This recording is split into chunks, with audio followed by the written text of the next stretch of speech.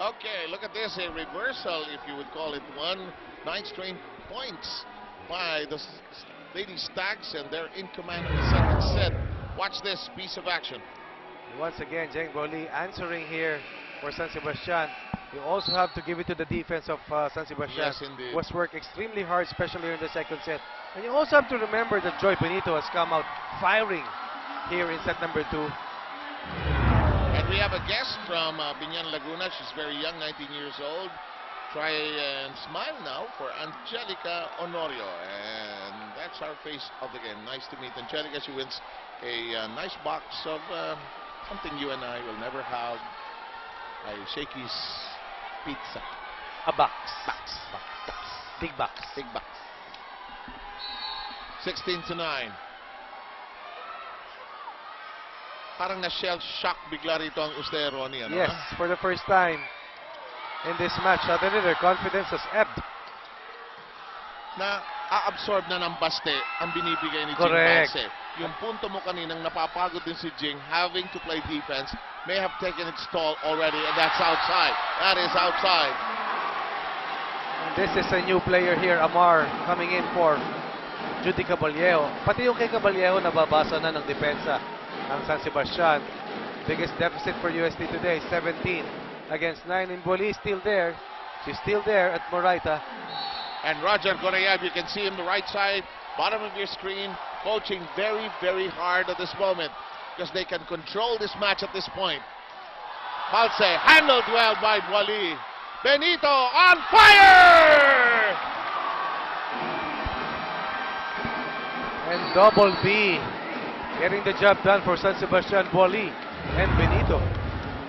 And this is now, as you take a look at this power spike brought to you by PLDT My DSL, 11 straight points now.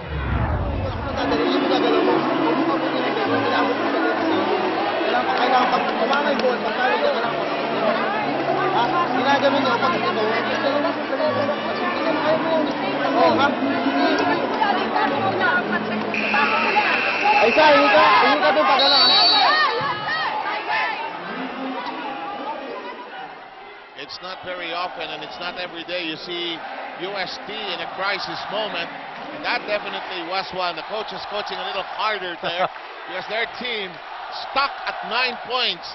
Our technical timeout, the first one was at 8-6. That's correct. And then they climbed to 9-7, but after 9-7, it's been all San Sebastian.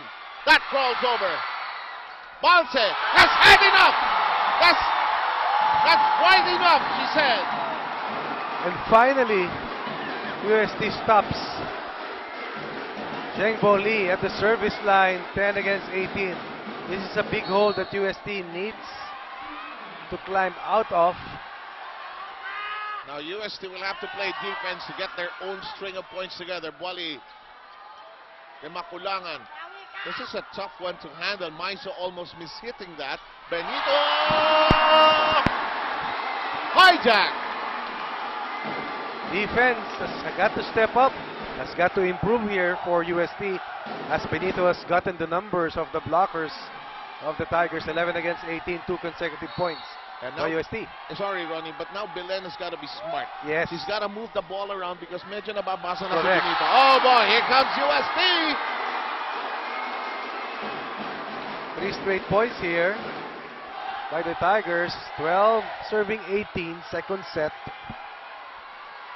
Boy, in a really big run, 11-0. San Sebastian pulled away, but look at this, 3 straight, as you pointed out. UST beginning to knock at the door. That's a tough angle to work with. Chased down by Boali. Pepito. Free ball, forthcoming. Belen sends it over nicely. De Maculangan to Balse. No, it's actually to Maiso. It is out. Oh, I thought it was outside.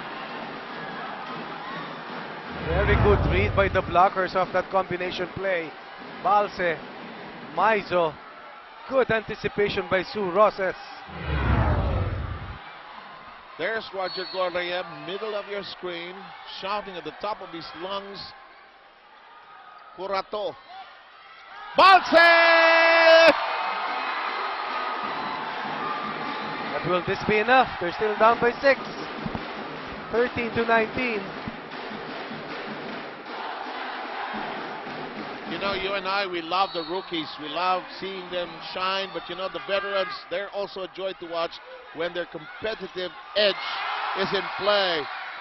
Amar is in the game for the first time. It's a double touch. Boy, you know it's championship day when the coaches are nitpicking over everything. Crucial kay Shaq yun eh. Crucial talaga. Oh! Maizop hammers that. UST gets one courtesy of